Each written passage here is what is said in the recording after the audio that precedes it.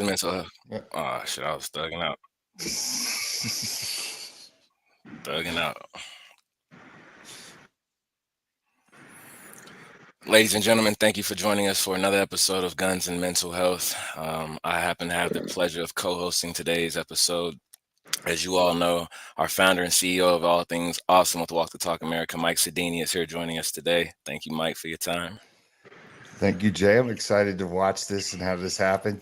Excited to have Terry here too. So Absolutely, absolutely. Ladies and gentlemen, we have the absolute astounding pleasure of having a remarkable voice throughout the Chicagoland, tri-state, and Cindy region and national space as it relates to authentic, urban, and genuine conversations on all things related to life, love, relationship, and depth. That podcast is called Roses Are Dead, and we have the honor of having Mr. Terry Roseland join us for our episode today. Terry, how you doing, boss?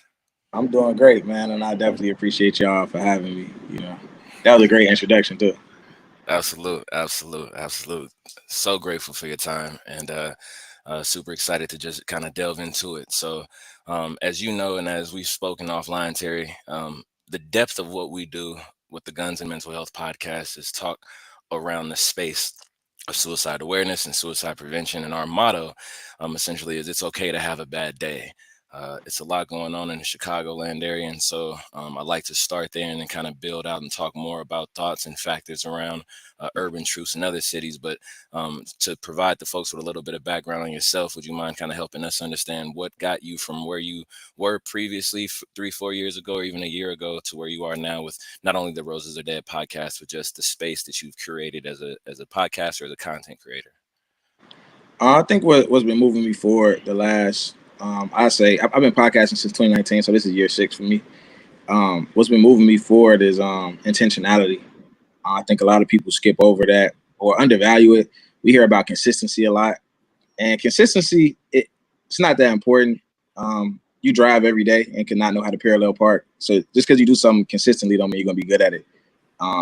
This is about the intentionality of every step you take and being towards an end goal, and not just taking the steps because you have to, or because of or just letting your goals become so routine that you're not really putting that effort in.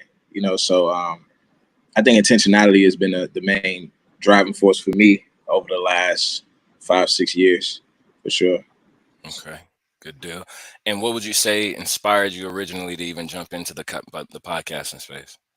I had a friend. I didn't even know what a podcast was in 2019. I had a friend who just valued my opinion. We was in college a couple years before that, and we used to have these crazy conversations. And I always just had like an off the wall opinion or insight about something. And it always always had a polarizing opinion. Something that I would say people would want to debate back and forth over it. And he was in the podcast. He was watching Joe Budden podcast, and he was like, "We should start a podcast." I was like, "What's a podcast?" So he showed me. I already had some experience with audio and video editing. I used to shoot music videos when I was younger, when the Chicago drill scene first kicked off, and I just took that experience and we started. And I think we just funneled it. And the more I grew and matured, the more the show matured. And I feel like it's really just a documentation of like my life and growth over the last 6 years. Because the stuff I was saying 6 years ago on the podcast is very different from the things that I'm saying right now. And it should be that way at the same time. Yeah, I've definitely seen the growth and being familiar with the Roses Are Dead space and kind of how raw and authentic you've always been. But to your point, the content seems to have elevated a little bit over the last several years, for sure. For sure. So as it relates to the realities that we deal with around violence in Chicago, as you know, as we again spoken offline, I'm also a native to the land. Do you see, and in your experience, whether it be personal or professional, have you seen a reality check around the differentials between what typical, to your point around the drill scene, the street violence that is somewhere more so homicidal, right, where different groups of individuals have their disagreements and then turn to and resort to gun violence, versus suicide in that same respect? Have you seen anything parallel to that truth? I want to be able to answer that accurately. Can you ask that in a different way? Say, Yeah, you no said, am I problem. seeing So, like a so growth? we've always seen gun violence in Chicago for as long as Capone was around, right? Right. do you see any uptick or any reality checks around conversations or around instances in which we're also seeing firearm suicides? Um, a reality check around it. No, no one's talking about that in Chicago. I suicide seems to be something that's becoming a lot more common, especially with our younger generation. Me growing up, that's not something that I heard about a lot, or I had any friends that who experienced that. But with our younger generation, the guys I mentor, it's a lot more common with them. A lot of them have a friend or an associate or a family member who has committed suicide. Mostly not by firearm, to be honest. A lot of it is the pills, Mm. overdosing on pills, hanging themselves. I haven't heard about too many firearm suicides, but you know, when it comes to like drugs and things like that, I've heard a lot of those instances. Terry, would you say that, because I'm going to tell you guys a story, and I think it's really interesting. When I first got into the mental health space, now keep in mind, I'm just from the firearm space, but I had gone out and I was invited out by Mental Health America to attend one of their conferences in LA. And I remember like going there as the gun guy, just trying to fit in with people, not knowing how they were going to judge me. But I remember I was like sitting in this room and I had a suit on. So they probably, so like a lot of the people there probably thought I was affiliated with Mental Health America. And I remember this lady, this black lady, like came up to me, and she was actually working the event, and like she put her hand on my shoulder and like leaned in, and she was just like, "You guys need to do a better job with my people." And I wasn't going to be like, "Hey, look, like I don't work with Mental Health America, you know, I'm just a gun guy who's here." But I remember like that really stuck with me. And it was like the first time that I'd kind of heard that the black community, uh, you know, it was so taboo to have like the mental health thing. Oh Do yeah. you, I mean, so do you guys agree with that? Have you seen any kind of cultural shift though, especially like you talking about the youth? Like, is it getting better with the youth? Are they at least, I mean, music is different now, right? Like people are, I don't want to say softer, but at least like, you know, you're hearing more music where people are a little bit more in tune to like anxiety and things like that. So what's your thoughts on that? Um, for the youth, I wouldn't say so. Um, Okay. but for the community at large, I'll say like the college age and up, um, therapy is becoming like something that's more normal Acceptable. and something that's more like looking at it like you hear a lot of women say like I'm not dating a man that's not in therapy or something like that. Like 10 years ago, therapy was for crazy people. Like that's just how we looked at it. Like, or you have to be as a man to go to therapy, you have to be like super weak. That's how I was seen. So I would say in the last 7, 8 years that it's been a huge shift. And I think it's a lot of negative things that go on social media, but in the health space, social media has helped our community a lot. Like health, whether it be juicing, a ton of people going vegan, which I don't think is the best, like whatever, but people just being more conscious of what they put in their mouth, juicing, even shoes right now. Like we getting away from the Air Force Ones, everybody wearing like New Balances and Asics running shoes are like a part of the culture now. So like health is just being really ingrained in black popular culture, and that's a great thing overall. But specifically to mental health is definitely been a huge shift. And people like Charlemagne from the Breakfast Club is like I say what somebody that's a pioneer in that. Um, there's a couple other people I can't name off top, but he's one of the main ones for sure.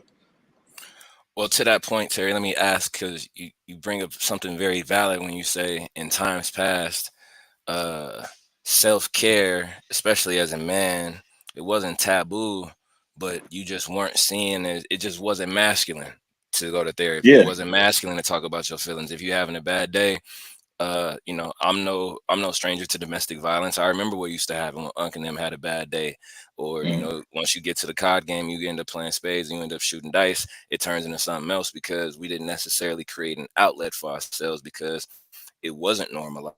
So my question to you is, what do you attribute it to? That fact that as a black community in its entirety and at large, both local to Chicago and I would imagine nationally, what would you attribute our growth to in that space of being open and being honest with enough with ourselves to be able to talk about it and not necessarily had a stigma of, oh, okay, well, he's soft by way of him willing to talk about, or even just the whole black man. You know, I remember seeing the Tyrese episode, to your point about Breakfast Club. I mean, he crying a river and Mm-hmm. he didn't want no tissue, right? And he encouraged the audience to cry, and instead of letting it simultaneously combust inside you, right? So what would you attribute the normalization of mental wellness in the black community to? I think it's a few factors, and that's a deep question. I don't know if I can hit the nail on the head right now off top, but one thing I would say is comment sections, right? As negative Mm, as comment sections can be on the internet, when you see a guy like Tyrese on the Breakfast Club crying, if there's no comment sections and it's just on the news, you in a barbershop full of people saying that he's soft, right? And because we're all sitting in front of each other, the person who doesn't think he's soft is going to either be silent or he's going to agree with everybody else in the barbershop.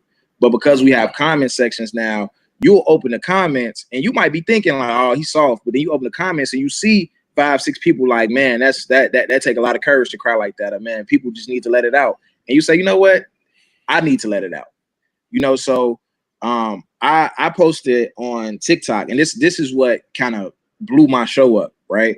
I posted a story about the things I learned in therapy, because I was in therapy maybe 2 years at the time. It's been 4 years at this point.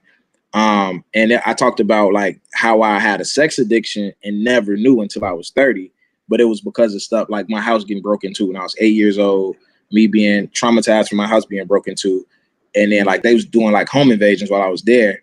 And then when I grew up and got old, a little like I was like 11, we moved into this two-story house, just to make a long story short. And my parents used to leave me at home by myself. I was super anxious. Nothing could like kind of keep me calm or from being scared to be in the house alone.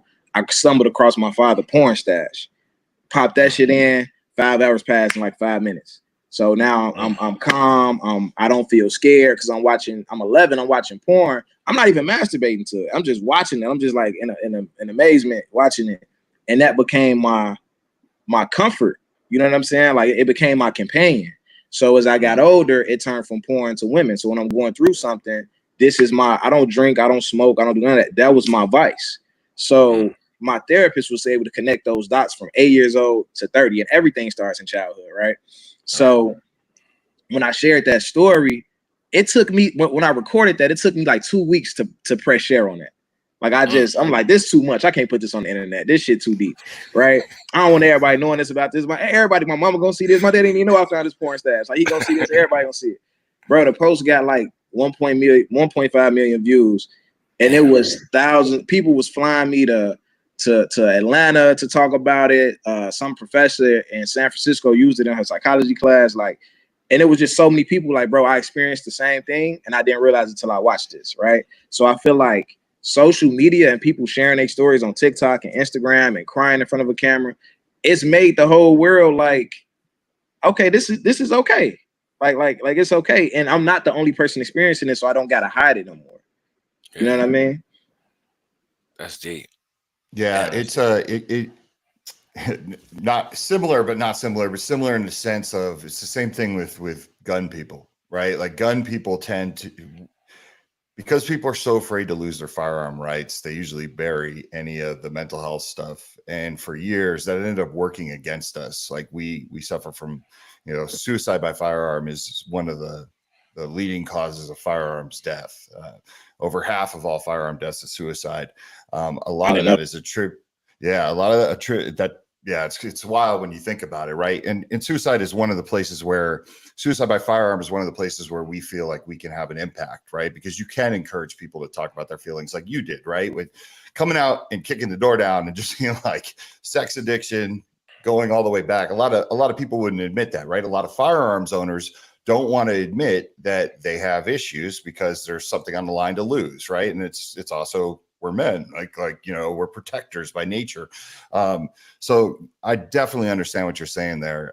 There's almost a stigma to it that can kind of come back to haunt you later if you don't deal with it. But sometimes it's best just to get people out there, just start small, start talking about it. Like you said, you sat there and waited on it for 2 weeks and then finally hit that button and it basically changed your life, right? Changed everything, bro. Yeah. What would you say were, let's say, three contributing factors to you even choosing to seek out or be open to therapy? I ain't like who I was, bro. That's really it. Like it ain't even three. Like I didn't like who I was. I just learned this term, cognitive dissonance. I've heard the term all the time. I Mm, probably misused it in the past, but I just really learned what it means about a week ago. And it's basically like you see yourself one way, you're behaving different from how you see yourself. So you need to tell yourself things to comfort yourself through that, right? So it's like we hear it all the time growing up. Your parents say, "Oh, this is gonna hurt me way more than it's gonna hurt you." It's like, no, you see yourself as a good parent. You know, whooping my ass is probably bad. So you telling yourself this to separate how you feel from what you're about to do, right? right. And that was my life at a point. You know, I saw myself as this person who I thought I was maturing. I thought I wanted to commit a relationship. I thought I eventually wanted to be married. But every girl, I'm not smashing girls that I see a future with. I'm smashing any chick I'm attracted to. I couldn't be faithful. I didn't understand why I couldn't be like faithful to the girl that I was with, you know, and I was cheating like crazy. And it was like I was getting nothing from the person I was cheating with. I was really just risky. They weren't even as attractive as the girl I was with. It was just dumb. But I Just something couldn't to stop. snag. I couldn't stop. Like, you know what I'm saying? And I'm like, bro, I got a problem. Like, I don't really like. And then I think it also was the guilt because I started that behavior in a prior relationship with a woman who was kind of exuding the same behavior. Like somebody hurt her, she hurt me. Now I'm hurting her back, and da da da. And now I'm with somebody who's not doing any of that. So it was the guilt kind of waking up and realizing, like, man, she don't really deserve this. Like Mm, she's actually a great person, but I can't stop doing what I'm doing. And once I got out of that relationship, I felt relieved because of the like now I can, if I want to be a bad person, I can do it alone. It don't have to be at nobody's expense. But even moving from that, I just was like, nah, I don't like who I am. So I got in therapy because I couldn't figure it out on my own. that's real. And so was it You know? entirely self-motivated, or did you have a network or a friend group or somebody close to you that kind of helped even shift your thought process around the most appropriate way to go about seeking help? Or you just Nah, I woke up one didn't. day? Okay, just woke up one day and you was on that. Nah, yeah, I just did. I was just really, I wasn't feeling how I was, but everybody around me was the same way. Mm, You know what I'm saying? Everybody around me, all my homies was doing the same thing I was doing. Like it wasn't no different, you know. So it wasn't like I was like isolated as this bad. Every dude I know, like my older uncle, everybody was doing what I was doing. I just didn't feel good about it myself, so I didn't have no exterior motivation to do it, other than the fact that like I just knew I wanted to be better. Like that was it, man. That was it. That was all. But I will say that um once you like take that leap, you'll find a tribe of people that's on the same thing that you're doing, right? Like I met a lot of men that's in therapy after I got in therapy. It's not like I went to the men's therapy workshop. I just right. happened to start meeting people. Like I think that's just how the universe works, right? Um, you know, it might have been somebody who I follow on Instagram who was in therapy, but because I'm not, I'm just scrolling past. They post every day. But now that I'm in therapy, I'm like, wait, hold on, you in therapy too? You know what I'm saying? So, you'll find your tribe and people who are like minded if you actually start to walk your path. That's a bar. Yeah. Have you ever, has anyone ever kind of approached you and just, you could tell they're nervous about asking you about therapy because they wanted to do it, but you know, or maybe they were super curious about it, but they had some hesitancy, like, because in their head, there's a stigma to going to a therapist, you know, like there had to be a filling out process for some of your friends. I think that if they probably was nervous before the approach, and maybe they worked it up. So by the time they approached me, it didn't come off that way. But I think that the way I speak about it, I own therapy. Like I speak about it like I'm a therapist said. And I'm not saying it like I'm not giving people, you know, precautions that I'm in therapy and stuff like that. Like I own the fact that I'm in therapy. So I think people are comfortable asking me about it because I kind of create a safe space for it. Like I've had well over 30. I've had like countless number of men like, bro, I got in therapy because my therapist, right? Like I didn't know that you can only practice therapy in like one state or like the state you had the license in. I wasn't aware of that. So when I made that post about sex addiction, everybody under there was like, what's your therapist's name? She got to be the best therapist in the world. How she connect something from 8 years old to 30? Da, da, da. I dropped her name and the name of her company in the comments. And she called me like, Terry, you got my phone ringing off the hook from people all over the country I can't even service. Like, tell these people stop calling me, man. Like, so there, I feel like I've influenced a lot of men in getting therapy. And I like that. You know, some people DM me about it. Some people come straight in the comments like, hey, I need a therapist, you know. So I like the direction we're moving with that for sure. Okay. If you could, and I don't want to put you on the spot too tough, but if you had an elevator pitch to somebody, because I'm likening it to our industry, right? For you smacking women, I mean, not smacking women, I'm sorry, I don't want to phrase it like that, but for you having sex. Whoa.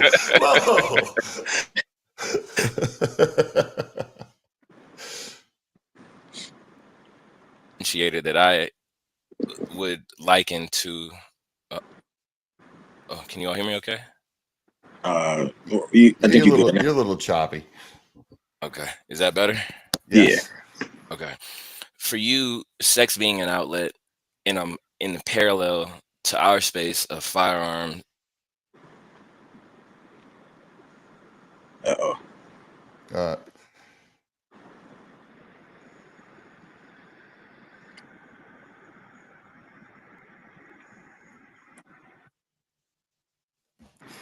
Well, yeah. Well, I got a few questions. Is he back or is he frozen? Okay. Well, Terry, so like Chicago is a, I mean, everyone knows it's a tough place to grow up, right? Like there's no doubt about it. The world knows Chicago. Chicago's on the map. And so so when you're walking in the community and and you tell this story, it's because to me it's like a fascinating thing. Because now I think you got a lot of my listeners probably being like, oh my God, like a porn addiction. There could be a connection to it's why real. why I behave the way I do, right? Because I think about like what we always try to tell people is like everyone always thinks of, I need therapy because I'm suicidal, or I need therapy because I'm depressed, but maybe not realizing that some of their behavior, which, you know, sometimes people look at like, hey, I'm getting numbers, I'm having sex with a lot of beautiful women, right? Like they don't realize like that could be super self-destructive to their relationships, right? So you're walking around Chicago and you've put this out there, and what's that like on a local level? Like you had to, I mean, it's just fascinating to me. Like I said, because I don't think people can equate like something as positive as sex. Sex can be very positive to something that could be negative and destroy your life. So you saying like what's the reaction like when I'm in what was the Chicago? reaction? I mean, you put it out on the internet and it's easy, but what's the reaction like when you're talking with your friends? I mean, did you have friends that were like, you're absolutely insane, man, come on, stop stop To playing, be honest, Terry. There's no such thing as sex addiction. Like nah. To be honest, people when I see people, they acknowledge, you know, like, oh, I see you on TikTok all the time, I see you here, I see you there, but people don't really talk about that. Like I don't know if it's too taboo. Like people never really bring that up. Like they'll bring up other posts about relationships, but they don't really bring that up. The few people that have is somebody be like, oh, I got a sex addiction too. I think all men got a sex. We all love sex, and I think it's important to point out when we talk about addiction versus like a guy who just likes to have sex. The difference is this, right? The addiction is what you use to run from how you feel. It's not just like, yeah, we all love sex, and that's completely separate. But it's the fact that I have sex, you know, when I want to have sex, and that's cool. But it's the fact that when I go through something that's uncomfortable, I lean on sex to make me feel comfortable. Where somebody else might get drunk, that doesn't help me. Somebody else might smoke weed, that don't get me away from my feelings. So there's been times where for me, I'm up at night because I'm going through something, and I'm texting every girl on my phone, like, you up? You up? Come over. I can't sleep unless, you know what I'm saying? Like I have a chick pull up, and it's like, when I wake up in the morning, it's like, please leave. Like, you know what I'm saying? Like, I don't know what I said to get you here, but I didn't mean none of it. You know what I'm saying? Like, it's like, that's what I was doing. And it's just, like for example, right? I was dating this girl. We broke up. It was a bad breakup. And this is completely subconscious. We broke up. Maybe about 6 months later, we get back together. She goes through my phone and she comes to me and she says, after we broke up, you had sex with 3 women in 2 days, or like something like that. And I'm like, I didn't. Like, that's some shit I would do in college. Like, I wouldn't even do that at this age. Like, that's kind of a lot. And she was like, no, we broke up. You had sex with somebody that night. Because I recorded all of it. Like, it's all on video, right? So she like, you had sex with somebody that night. Like, I think the next day I had sex with somebody different during the day. And then at night, the next day I had sex with a different woman. And I was like, I didn't even realize I did that. Like, at all. You know what I mean? And it's just like, and then you got to think about the actual women that I'm using to cope with my problem that I have nothing to do with them, and whatever I'm telling them to get their attention, to get them, it's just bad. Like, you know, it's just bad. Nothing good comes from it. And the worst part about it, when you're addicted to crack, no one's validating you, right? When you're addicted to, when you're an alcoholic, no one's validating you. But when you're having sex with a bunch of women, everybody's validating you. Everybody validating you. Oh, we having a party. Almost probably every man is validating you. Every man is validating you. And women aren't validating you publicly, but they like you more because you got women. Like, girls like guys who get girls. So all across the board, it's a ton of validation in this addiction, and it just makes it worse.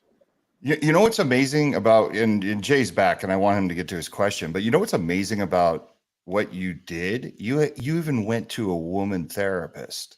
Mm-hmm. Like, I mean, honest, quite frankly, like, you know, it's hard enough for men to, I mean, I'm not going to say just men, but men have a tough time going to therapists. You went to somebody that could potentially really hate you, and they're not supposed to judge, but we all know therapists do judge. It's impossible not to do. Yeah, they're human, right? So you went to somebody that could probably look at you sideways if you're telling these stories, right? Because they were like, hey man, like, this is not cool. So that I got to give you a lot of props for that, because a lot of people wouldn't have had the balls to like go talk to a therapist. They just said, I'm definitely getting a guy here. Yeah, that's pretty telling too, man. I mean, good for you for doing that. Because you're showing people, hey, like, I had a problem, I really wanted to fix it, I wanted the best person, right? Like, to fix it. I think the power of going to a woman instead of a man, and I would encourage anybody to go to a woman therapist if you have relationship stuff. If it's other stuff, I would say go to a man, because it's just different. Like, men and women, like, therapists are not.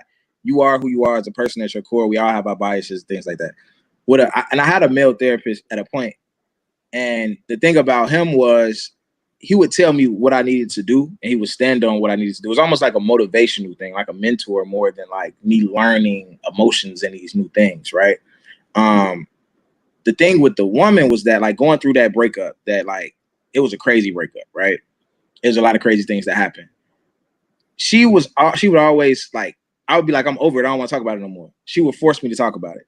And there was a point where I quit therapy, because I was like, you keep bringing this shit up, I'm over it, I don't want to talk about it, I'm not gonna pay you to talk about this shit, I'm done with it. And I came right back, because I'm like, you was right, I'm not over it, I thought I was, I really just tried to bury it, and it's coming up in all of the new women that I'm dating. And she was like, until you learn to because she wanted me to understand what the woman did. And I was like, I felt like in getting me to understand it, you're going to make me forgive her and probably end up wanting her back in my life, because now I'm saying, like, oh, I get that you did this and it wasn't about me. It's because you was going through stuff. And now I understand. Now it's like, okay, you could come back. And she's like, no, you don't have to ever date her again, but you got to understand it. I didn't want to. But what she taught me was that until you understand it, you're going to project your experience on new people. You know what I'm saying? Every time somebody trigger you, you're going to be arguing with her through this new woman, because you never got the answers from her. So you got to figure it out. The male therapist wasn't really on that type of time. He just like, bro, you know what you need to do. Let that shit go. Go work out. Like, go, you know what I'm saying? Like, and I think that was the power of that. So if you're going through relationship stuff, I would say go get a woman. If it's other things, get a man for sure. Because I think it's spaces that she couldn't help me in, like outside a relationship, you know? Yeah, very cool. Jay, welcome back. What? You Yeah, good? technical complications, gentlemen. Apologies What's It for up? that. happens, man. It happens.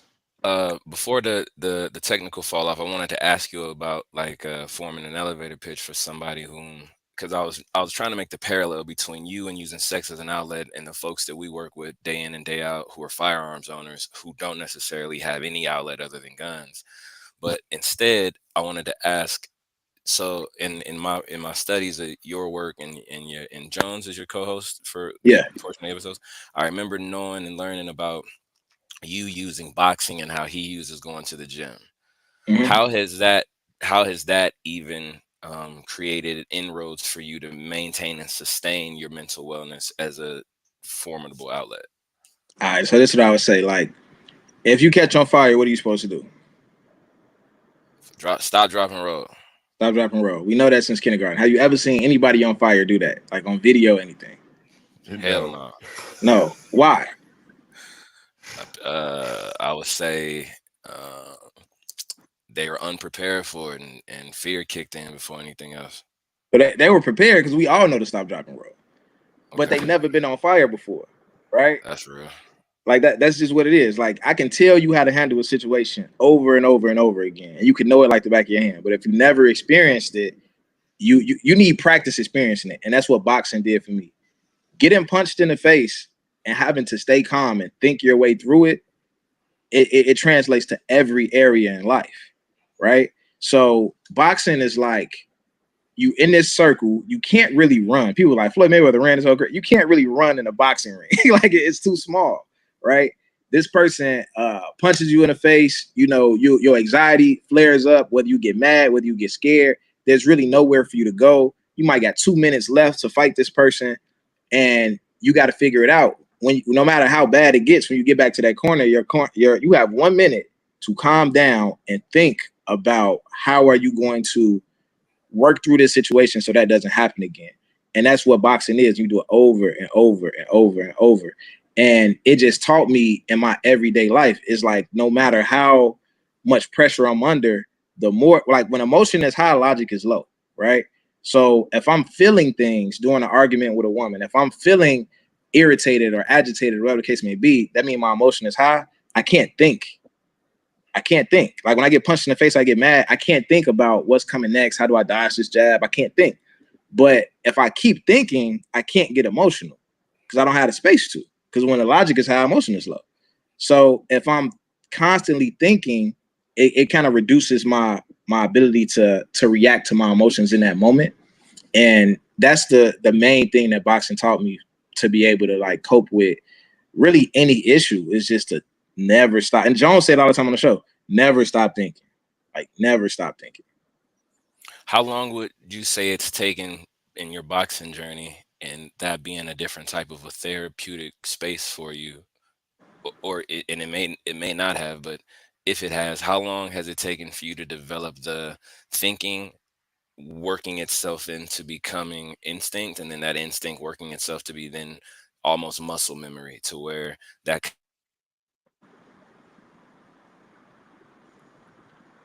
Oh man, we cut out again. I think I know where he's going with that, though. I think he was just saying, like, when did it just become second nature? Because at some point, it's like you knew your brain knew when you stepped into a ring and you were sparring, hey, you know, it's almost like Yeah, autopilot, but you're not thinking about all the other stuff. You know, you're thinking about yeah. what you need to do. I can't say so. I only boxed competitively for 2 years in high school. My last 2 years of high school, but I coached. I stayed in the gym. I'm still in the gym, right? But I think that in the gym, it came pretty fast, maybe about 6 months into boxing, to where it wasn't an emotional experience for me, whether it be fighting in the ring or in the streets. It's just not an emotional experience for me. Now, it translating outside of the ring, it took time to where I had things of value and I kind of didn't want to, I had things to lose. So as I matured as a man, I got property and kids and things like that. Now it's like super second nature. Like you can't piss me off. Like, you know what I'm saying? Right, Like right. it's too much. It's too much to risk. So I think, you know, even in college, but even though fighting wasn't an emotional experience, it was still things that, you know, I would let take me there. You know what I mean? Outside of the ring.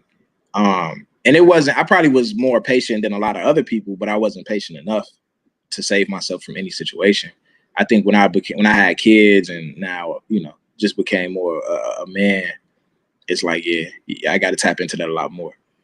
Yeah, it is with shooting. With a lot of people don't realize, like, you know, because everyone's guns are the enemy to many, right? And it's not that they're any enemy to many. People just don't want to see people die, and they equate a gun with death. But we get a lot of people that for them shooting is therapeutic. It's the same way you felt when you walked into a boxing ring, right? Because when you're on a range and you're shooting, you can't make a mistake. Like you have to be on point. So a lot of times people, they call it lead therapy, right? And it's one of the programs we have. I don't know if Jay just told you, but we have a program called Kids to Kings where we go into underprivileged, underserved neighborhoods and we introduce shooting and mental health to kids that never are exposed to firearms in a healthy manner.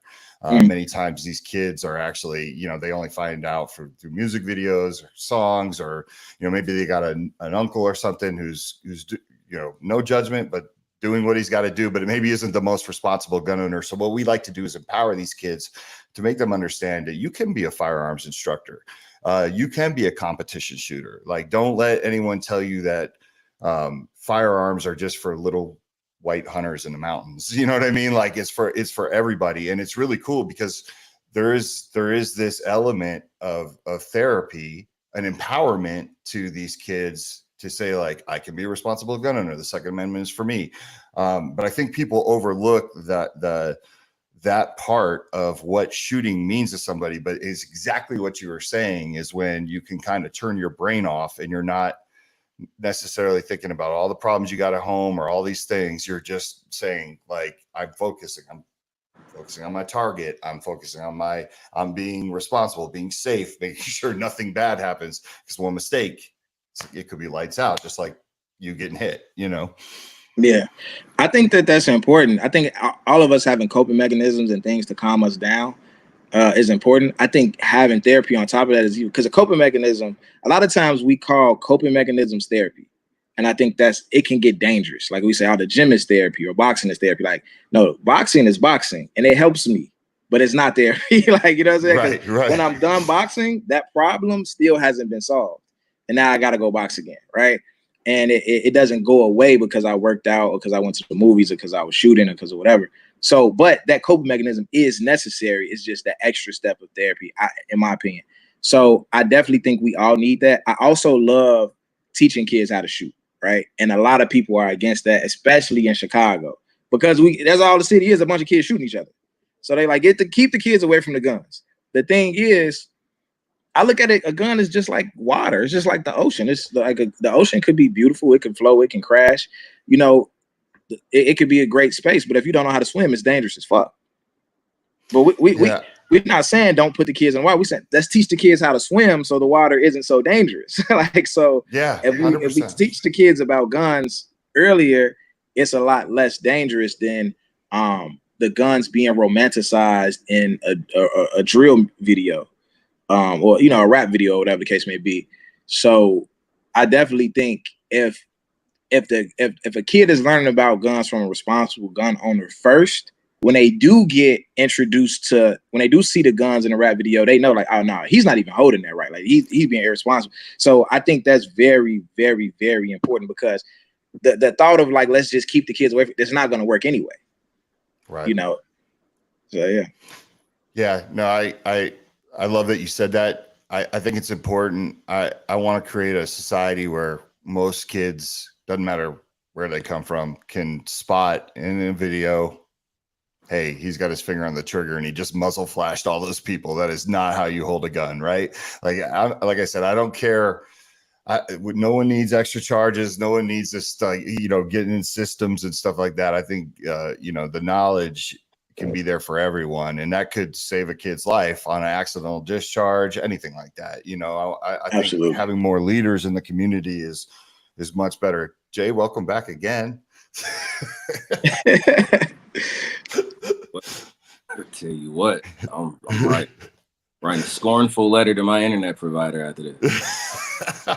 Do you remember what your thought was before you dropped off? Hell, I don't remember, Mike. I'm just mad now. I'm trying to do what Terry said, not let my emotions try to think through it, but I'm just pissed off.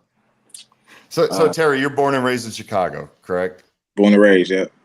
Born and raised. This is a good question for both of you. How does it make you guys feel that Chicago is like the poster child when it comes to inner city violence, right? Like everyone uses Chicago as the example. We all know there's violence in many other cities across America, but Chicago is but I feel like people from Chicago have this deep love for Chicago.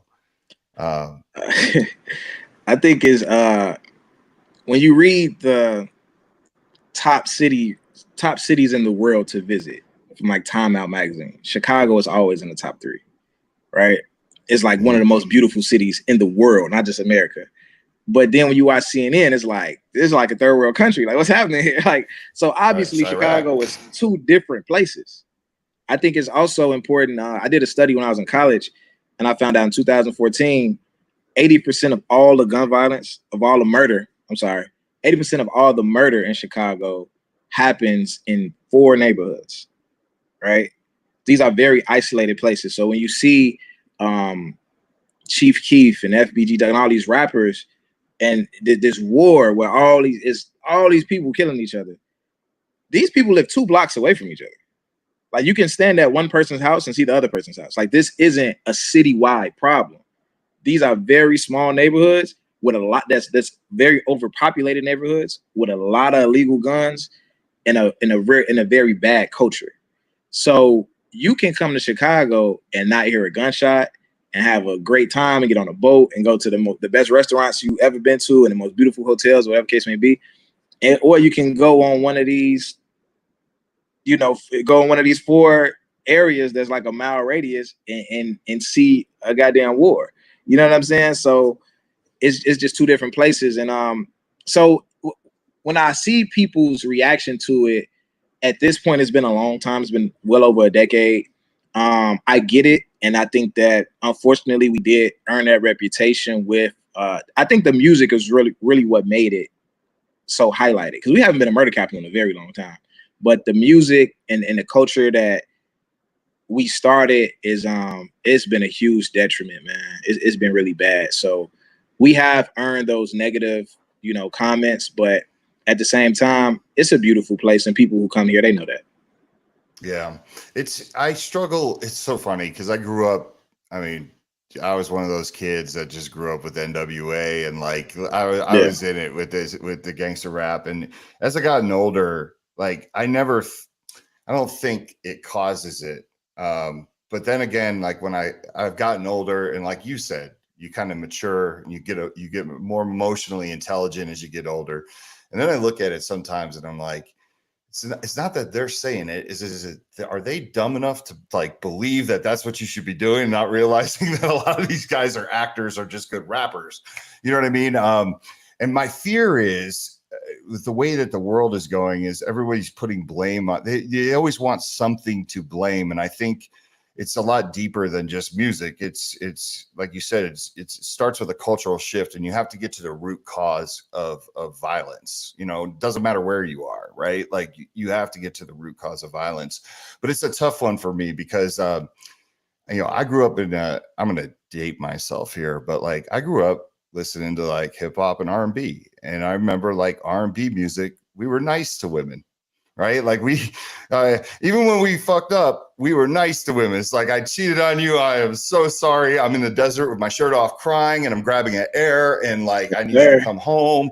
And now I feel like when I hear music, I'm just like, man, we don't even like talk to people like that anymore. It's like, well, bitch, what'd you expect? Or, you know what I mean? Like, and to me, I feel like that didn't help us. You know what I mean? It's not helping us. It didn't help. Yeah, it's like I don't want to criticize music. Art is art. You know what I mean? And a lot of people are just repeating it. But so I'll say this, right? And this is a very interesting conversation. Where are you from exactly? I'm from New Jersey originally. From Jersey, okay. So shout out to New Jersey. So we always had this debate, right? I mentor juvenile probation kids in Chicago. So all of the kids I mentor is gun cases, shooting cases, hijacking, stolen cars, armed robbery, all of those type of cases, right? I used to debate the guy who owns my company because he wants to do all this research about how the music is influencing these kids to do these things. And I'm like, bro, it's not the music. The music is the playlist to that culture, but a kid listening to this song is not going to make him go shoot somebody.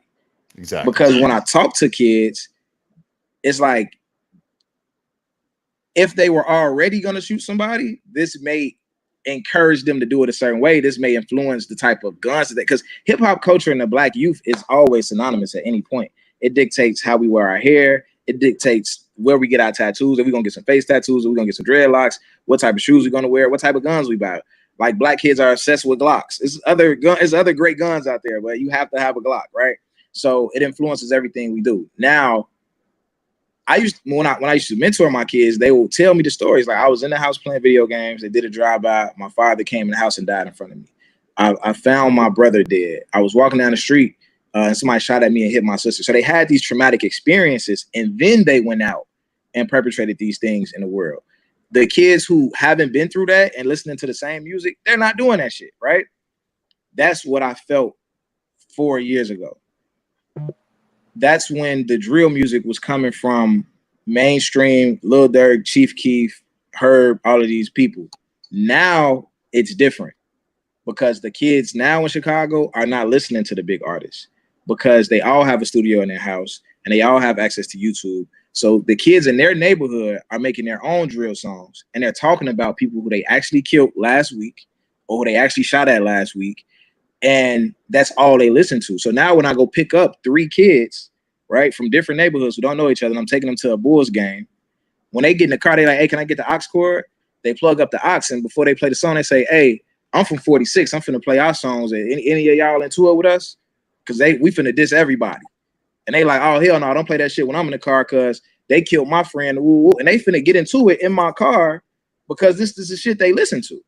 So it's not even, it's like, I don't think it was at a certain point about like influencing the kids that much, but now it's ridiculous. Like, it's ridiculous. And I think that's one of the negative parts to the access to technology is because these kids not listening to mainstream rap. No, they're getting on YouTube and listening to their music from their neighborhood. And it's making the 12-year-old that's from their neighborhood grow up who he knew the kid that got killed from the other side. Because we all 2 blocks apart. A lot of us went to the same elementary school or played basketball at the same park. So the people that's killing each other, we've known each other since we were kids, right? We might have played video games together, but now I'm from this side, you from that side, and this side is about to go. And it's the craziest thing in the world. But the music recently has it's tainted things in a way that's it's hard to even explain with words. It's crazy right now. Jay, welcome back. Every time I talk, something happens, so I'm gonna just watch. No, you just get it in real fast. Fire away some questions. Shit. I guess, Terry, my primary thing that I wanted to ask you about is, as a 30-something, I see the maturity that I feel like a lot of my counterparts have, and I'm watching a growth, right? Coming up, we weren't inspired, we weren't incentivized to think about marriage. So I applaud you for even having the mind frame as a 20-something-year-old around a forever partner or even fatherhood. A good majority of my guys who are fathers, it wasn't intentional, it wasn't planned out, we wasn't family planning and mapping out a way for us to spend the rest of our lives together. It was an uh-oh baby and proceeded by a couple of more uh-oh babies. So my primary question is, as it relates to being a 30-something, having partners just in their 20s and their 40s and their 50s and even in their 60s, what would you say to them if you knew they had equipment at the crib and guns at the house and they were just having a bad day? Oh man.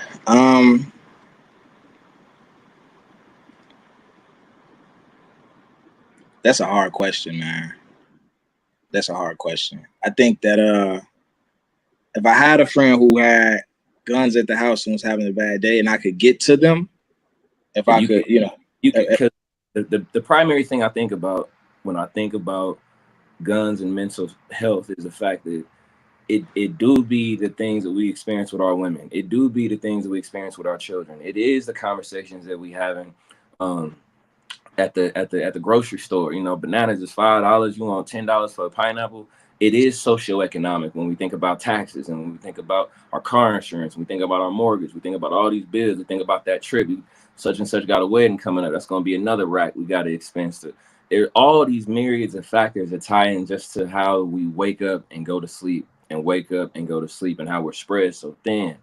And so if you had a partner and one of your guys, you have heart to hearts with him on whatever consistent basis, and you know he got 2-3 AIs at the crib and a couple pistols, but you see the look in his eyes when he come to meet with you at the park for y'all to go hoop or right after the boxing session, and he says, Terry, I'm really not in a good headspace, G. Like, what would the conversation look like around either? Just what would that conversation look like? it would just be me reminding him how much his kids, especially if he has kids, benefit from him being present, regardless if he can provide or not, regardless if he knows the right things to say all the time or the right things to do all the time. Just him being present and being loving to his kids, and if that was taken away, what that would mean for them, the ripple effect that would cause with their relationship with themselves, with other people, and with their future kids. It would definitely be around the kids and because I think those conversations are difficult just because we wrap so much of our value as men and being needed, and so it's a hard conversation to have because your kids needing you could be part of the reason why you feel how you feel. You know what I'm saying? Because they might be needing you in a way where you can't show up or you're struggling to show up in this way. So it's kind of hard having that conversation because like everything that I could bring up that you need to be around for might be the things that are literally stressing you out. Might be a trigger. Yeah, it might be a trigger. So that's a great question. That's something that I need to figure out myself because I've never been in that situation. And you asking me that made me realize that that's something that I need to think about. You know what I'm saying? Because I have had friends, they might, it haven't been that far as what you just described, but I have had friends who I discovered are, going down the path of alcoholism. And I'm seeing it getting worse and worse as we go out. And it's like, all right, this is about the third time you done fell asleep in the car, around 1 a.m. It's like you're getting a little too like what's going on, and it haven't went that far yet. So that is something I need to think about. But as of right now, all I could say is that I would try to, just let them know, hey, brother, we're not a better place without you, regardless of, I know you might feel that way, but, if you strip away all of the responsibilities, you still have value outside of like you being able to provide or protect or show up in whatever way you need to show up. You have value in a vacuum just as you being who you are, to other people in your life. And even to me, if I'm even having this conversation with you, like you somebody I care about, you know what I'm saying? So even if you can't meet all the responsibilities society put on a man, you still have value. I think that's the biggest issue with us a lot of times, man, is that we wrap our whole value around being able to do something for somebody else. You know what I'm saying? And it makes it, we put ourselves in an impossible position sometimes. You look at capitalism and the economy and, it's tough.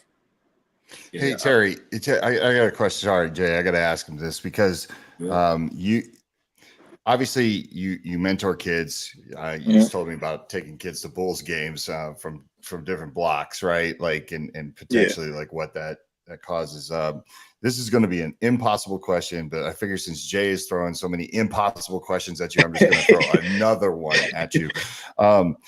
You were in the community, born and raised.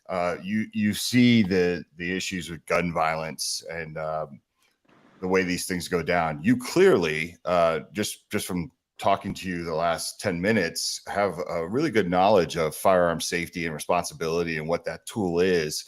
If you had a magic wand or there's something you could do, what would be the approach? And like I said, this is an impossible question. What would be the approach to mitigate the violence that you see in your community? Education.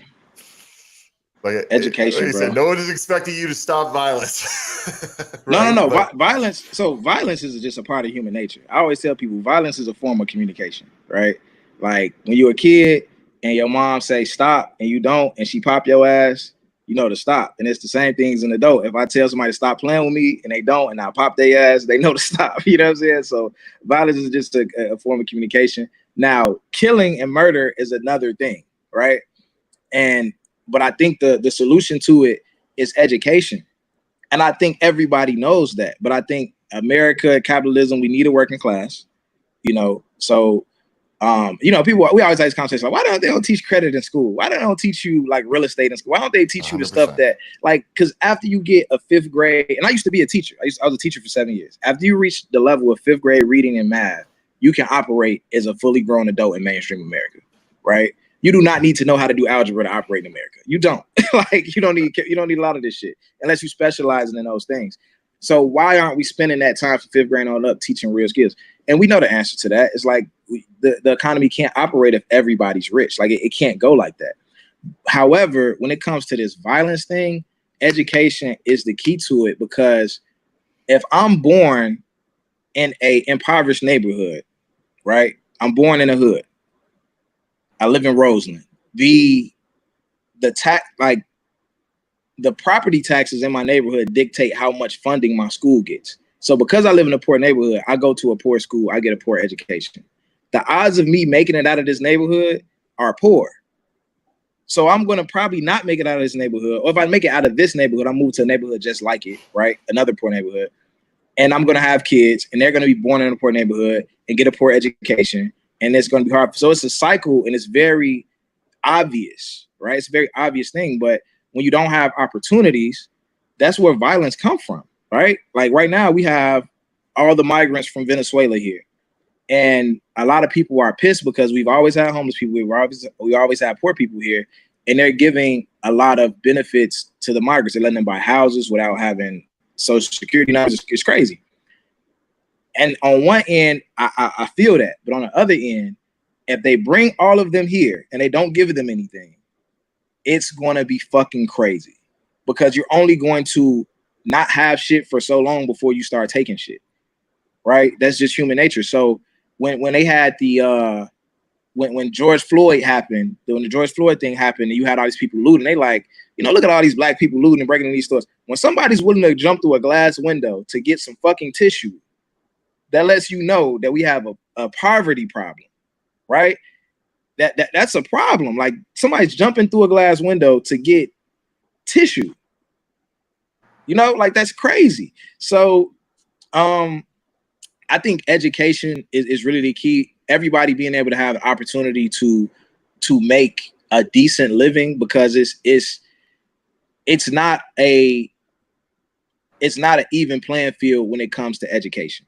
You know what I'm saying? Like we have very shitty education on the south side of Chicago, on the west side of Chicago. It's not preparing you for college.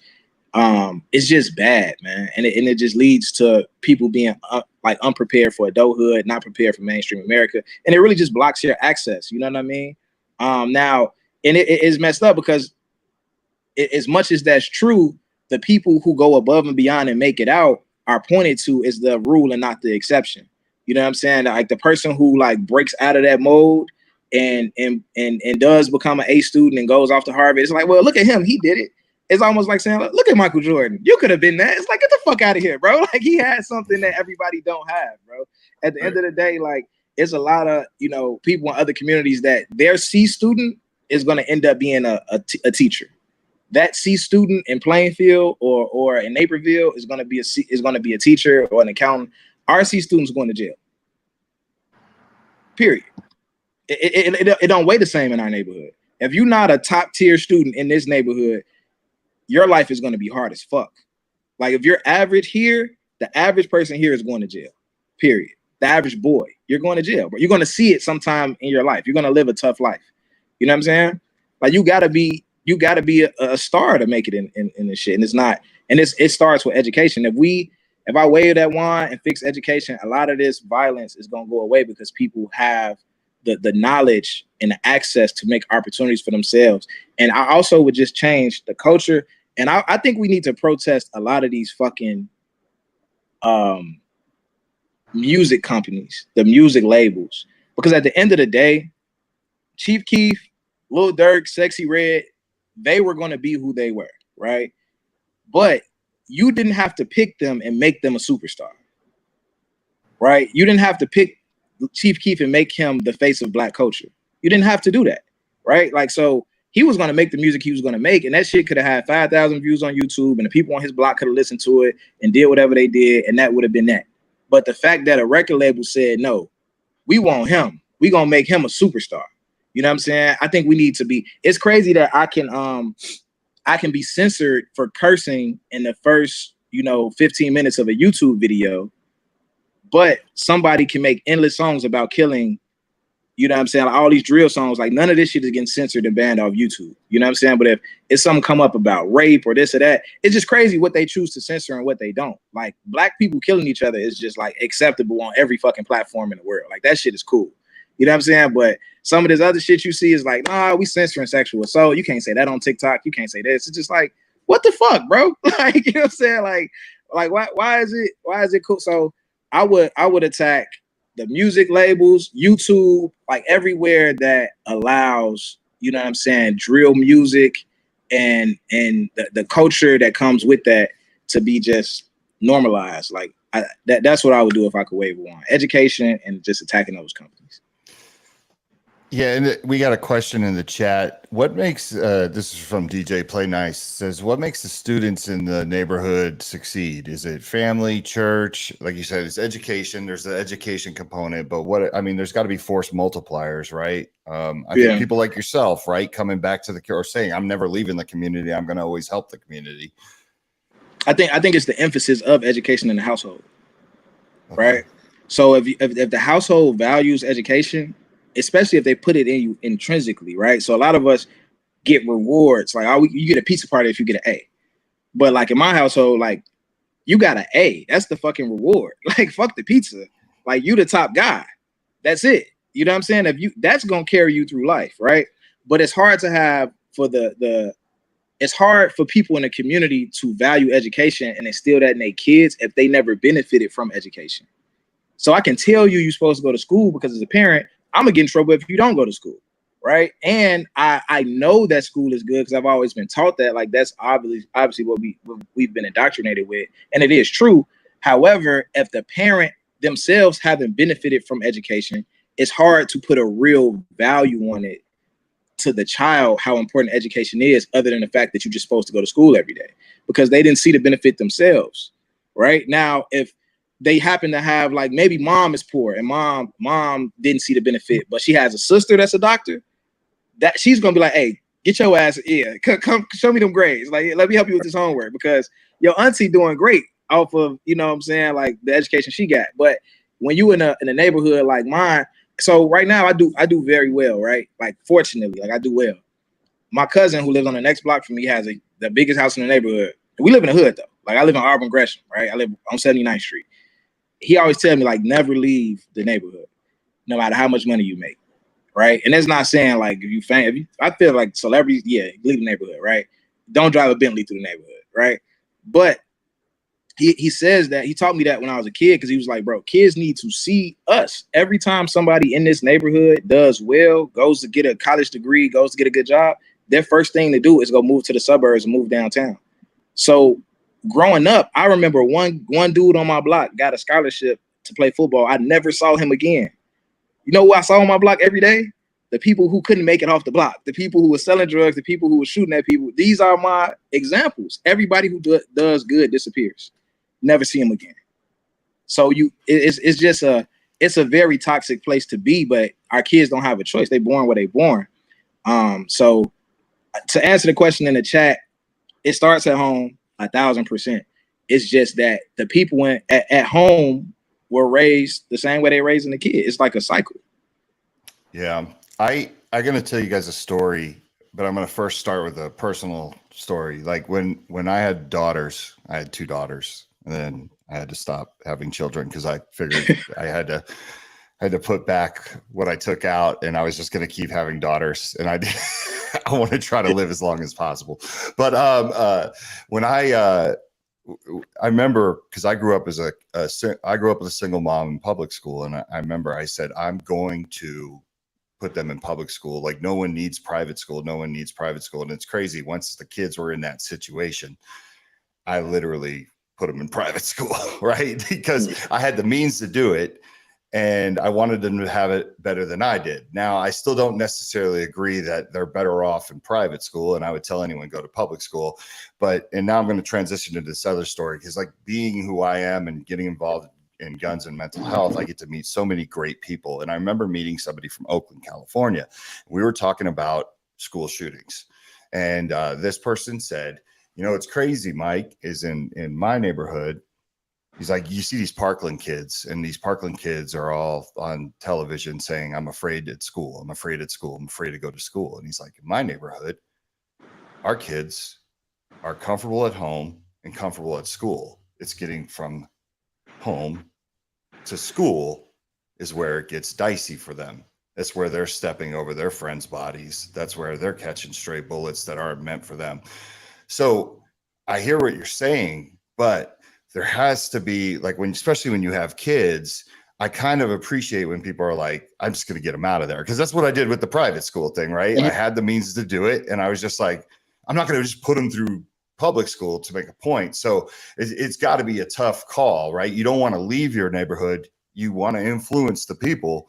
But at the same time, you know, like, you could take care of yourself, right? But like I to this day, my daughters, well, they can take care of themselves, but I still worry about them. You know what I mean? Yeah. So for me, my son, for example, he goes to a great school on the South Side, but you have to test into it. It's not like it's a public school, I guess, but you still have to take a test to go there, right? You can't just, it's not like a neighborhood school, if you should say that. But so there are, like, you have the gifted schools, the art schools, and things like that. But you have to test into all of those schools, and those schools are a little bit better. And he goes to a great camp that's on the South Side, but it's in a more affluent neighborhood. So he gets to kind of see both sides, right?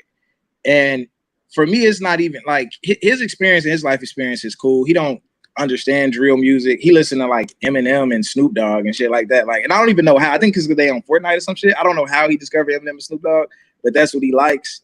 He's not listening to none of the drill music. He's a little bit, you know, sheltered to an extent. Like, he plays sports. He's not hanging out in the neighborhood at all, right? And I'm very intentional about that, because I want him to be able to have the best experience possible. But for me, is when it comes to staying in the neighborhood, I had a ton of career days, right? Jay, I'm pretty sure you had a ton of career days, right? Where, you know, a guy comes to the school, you never met him before. He tells you what he does. You don't really understand what he does by the time he leaves, but he looks like he's successful. The next day you forgot his name. The next week you forgot it even happened, right? And a lot of people would say like, oh, well, you know, you can leave the hood and just come back and, you know, do career days and, you know, talk to the kids. It's just like, it doesn't work.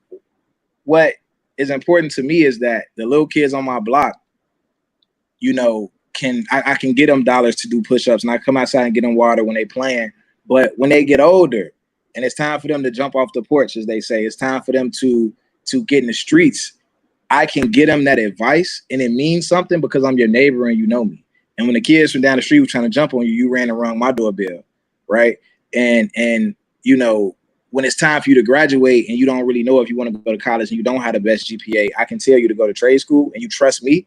Even though a guy just came to your school and told you to come to trade school, but you don't know him. That's another thing in poverty is like trust. Everybody living in poverty has crazy trust issues, right? If your father, or even if you're not in poverty, if you have an absent father or, you know, different experiences in your childhood, you're going to have some trust issues. You're not just listening to some dude who came to talk to you at career day or whatever the case may be. And you think, and especially in a place like Chicago, where it's so many robberies and things, like everybody's trying to finesse you. You know what I'm saying? So you're not listening to people. So I think just having that influence, even on this block that I live on, is just big to me, actually being able to be here. Do I feel like I'm going to be here for the rest of my life, like my cousin? No. But I think for right now, while I'm young, I think I'm gonna get to an age to where it's like I probably just don't want to deal with what come with it. But right now, while I'm young, um, I like that I'm still here and I'm still able to make an impact. I put a lot of these kids around here in boxing programs. It's just a lot more that I can do and influence being here than if I was living somewhere else and just visiting. You know what I mean? That's super solid. That's super solid. And I'm sure, to your point, I'm confident if you don't get your flowers now, in time you will, because those are some of the most invaluable experiences that we can have as young men. And I can't speak for young women and the things that they prioritize in their youth, but to have somebody that's authentic, to have somebody that's thorough, and to have somebody that's selfless with kind of a we versus me mentality in the neighborhood, having somebody that looks like them, it's going to transcend their lives one way or another. And if it isn't already, it will absolutely, in due time type shit. For sure.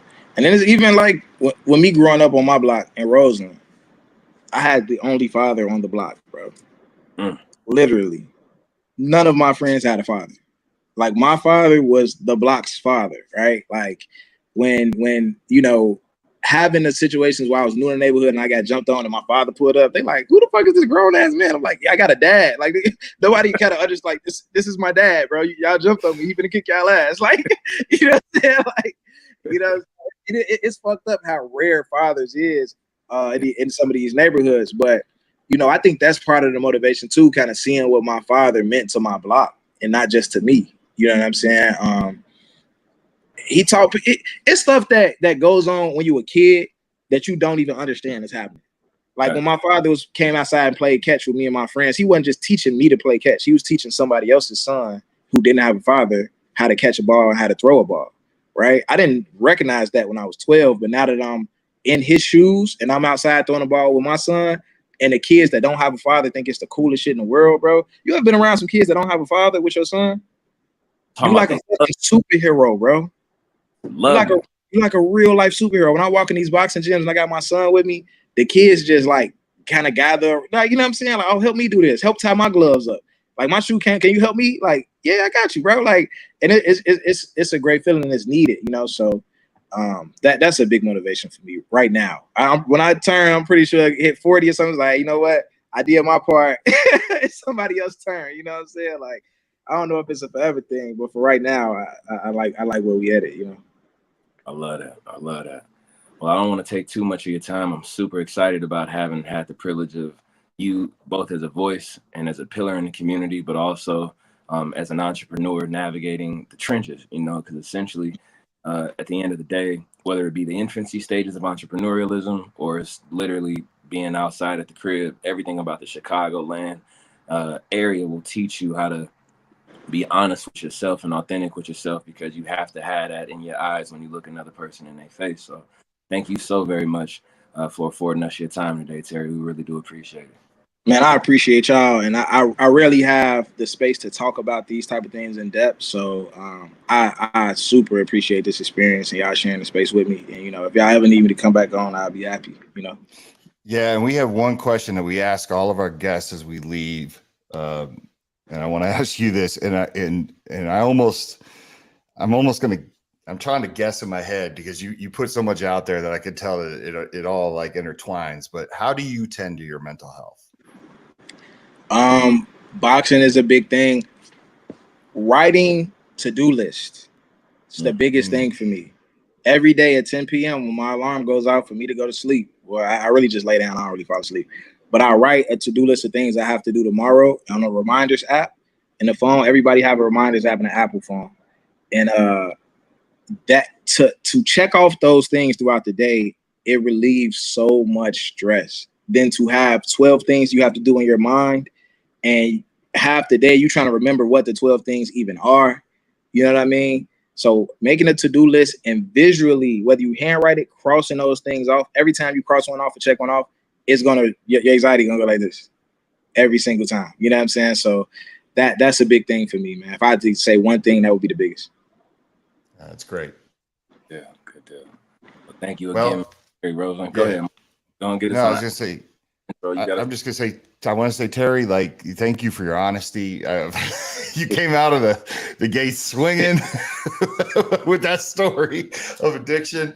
I love it. You know, I appreciate you coming on the show. And Jay, why don't you just wrap it up and take us out here?